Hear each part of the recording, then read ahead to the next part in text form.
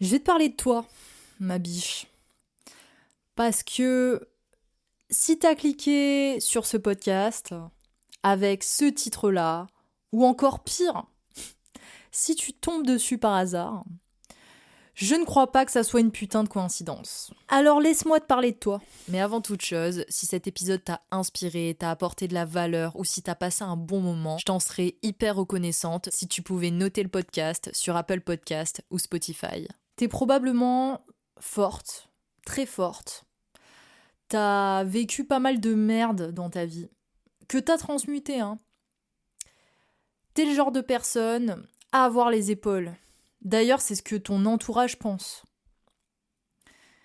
Tu demandes pas d'aide. En vérité, t'as pas besoin d'aide.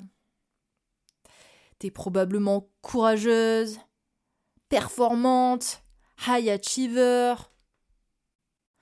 Tu considères avoir beaucoup de volonté, un mental peut-être hyperactif, peut-être pas, mais en tout cas un mental fort, un esprit logique, et le passage à l'action, ça te fait pas peur. Mais d'un autre côté, t'as besoin de contrôler. Peut-être que t'es hyper rigide aussi. Peut-être que t'es perfectionniste et que tu t'en rendes compte ou pas, ça t'aide pas à avancer aussi rapidement que t'aimerais. D'ailleurs, toi, tu veux que les choses avancent. L'immobilisme, la stagnation, ça te plaît pas. Peut-être même que tu te dis, en tout cas, t'as un peu ce mindset de marche ou crève. Et peut-être que t'es déconnecté de ton corps. Peut-être que ton perfectionnisme, il touche ton corps. Peut-être que tu cherches à manipuler ton apparence physique parce que tu veux manipuler la perception des autres aussi. Peut-être que t'en attends beaucoup de toi sur ce plan-là. Peut-être que tu penses que ta valeur est en partie liée à ta beauté, ton apparence physique d'ailleurs. Donc oui, t'as les épaules pour, oui, t'es forte, mais demander de l'aide, en vrai, ça serait pas de refus, hein. Peut-être que t'as tellement été déçu par les autres, d'ailleurs, que tu t'es isolé. Beaucoup isolé. Et du coup, ton entourage pense que tout va bien pour toi, que tu peux tout gérer, même si c'est pas forcément la vérité. T'as appris à encaisser beaucoup, à porter beaucoup. Et t'as peut-être même appris à un moment donné de faire passer les autres avant toi-même. On est dans un monde où c'est l'énergie masculine qui prône, qui est mise en avant, qui est valorisée. La productivité, le rendement, l'action, le faire, la logique, le conscient, l'extérieur. Et quand on est trop dans une énergie masculine, en général, on est trop focus sur ce qui se passe à l'extérieur et on est déconnecté de tout ce qui se passe intérieurement, dans nos profondeurs. L'énergie yang, c'est le feu. L'énergie féminine, yin, c'est l'eau. Souvent, en tout cas, c'est ce que je remarque avec mes clientes. Il y a un potentiel au niveau artistique, au niveau de l'entrepreneuriat. J'ai envie de parler d'entreprendre de manière large parce que ça soit que tu sois artiste, peu importe ce que tu fais, il y a cette volonté de suivre ta raison d'être, de mettre au monde ta vision. Donc il y a un peu une mentalité de gagnant, de persévérance, de let's go. Il y a beaucoup de faire.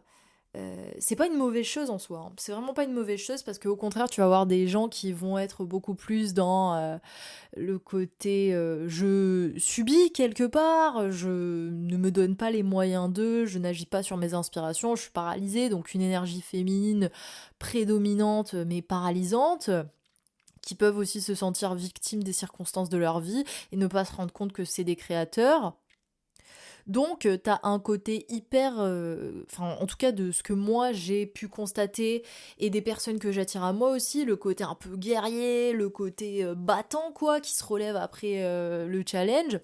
Mais t'as aussi le côté où, poussé à son extrême, t'es déconnecté de ta créativité, de ta spiritualité, et finalement aussi de ta raison d'être, hein. Tu peux être tellement dans le faire, tellement dans l'exécution d'objectifs, Et aussi tellement dans une routine et dans une répétition qu'à un moment donné tu stagnes et du coup comme tu vois que ça marche pas, tu penses que la réponse à ça c'est faire plus. Moi c'était une réponse que j'avais beaucoup et ça m'a poussée à me déconnecter de ma vraie nature, me déconnecter de ma spiritualité.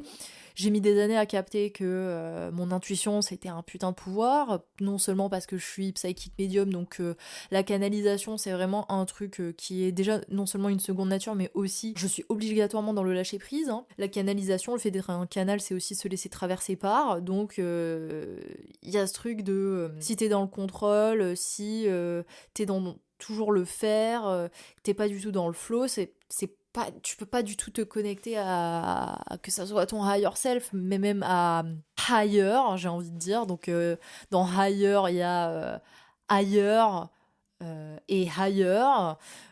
Ça parlera, ça résonnera comme ça doit résonner pour vous. Mais en tout cas, c'est un truc que j'ai capté assez tard dans ma vie parce que enfin déjà, je viens pas d'une famille.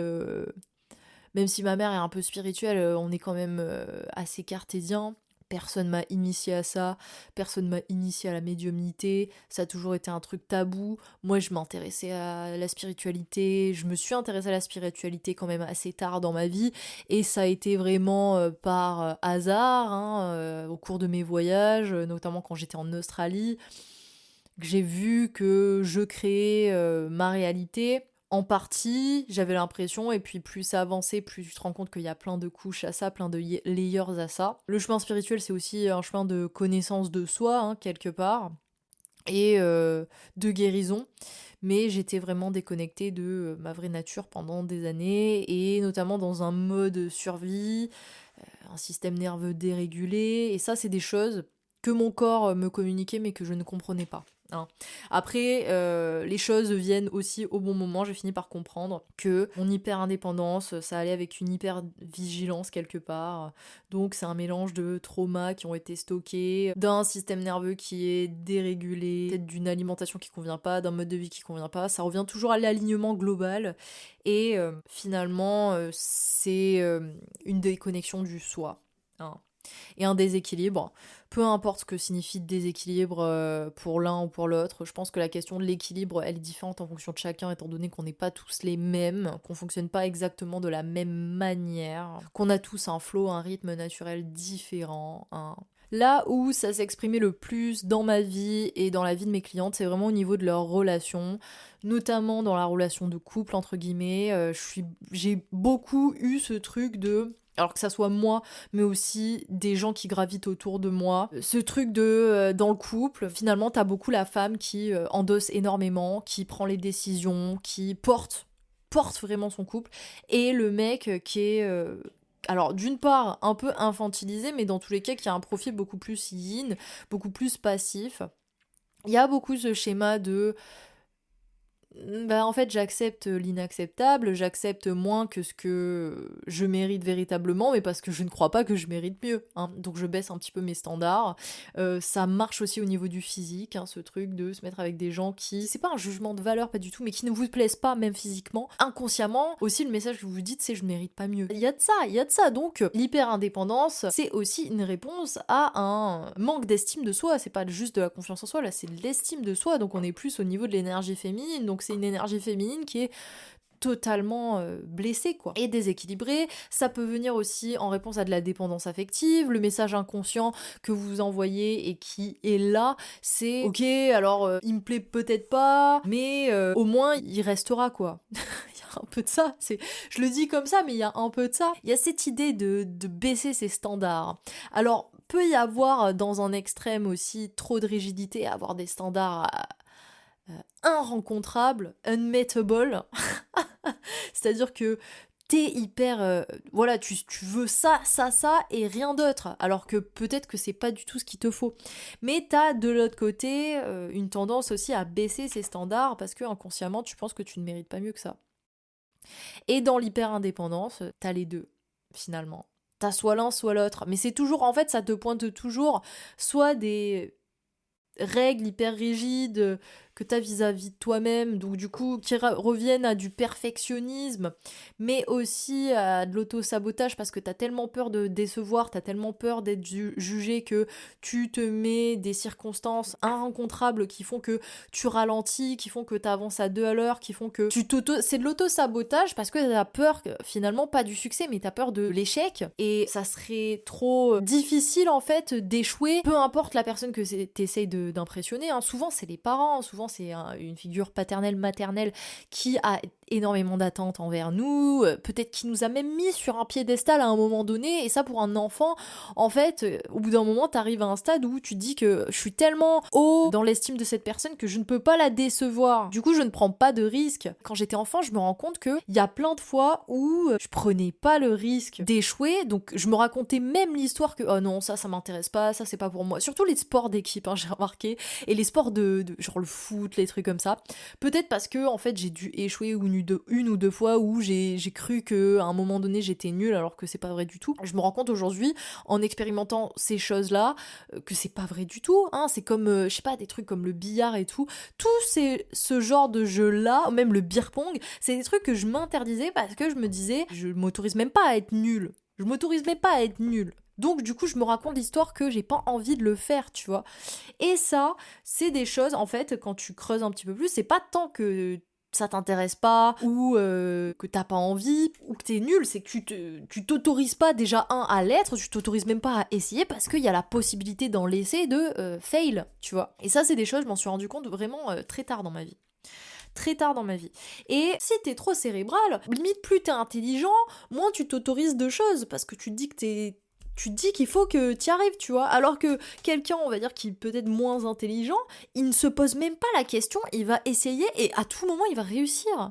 Mais il a plus de chances de réussir que toi parce que dans tous les cas, il essaye, tu vois. Là, en ce moment, j'ai vraiment envie d'être plus dans un dialogue par le prisme de ce podcast. Je savais qu'au bout d'un moment, il y aurait du format interview, mais il y a des personnes qui gravitent autour de moi, qui ont réussi certaines choses, et je pense que c'est quelque chose dont elles vont parler, en fait, hein. C'est des personnes qui, même quand j'observe leur action de manière très concrète, c'est des personnes qui ont agi et ne se sont pas arrêtées au résultat en ayant des attentes immenses autour d'un résultat.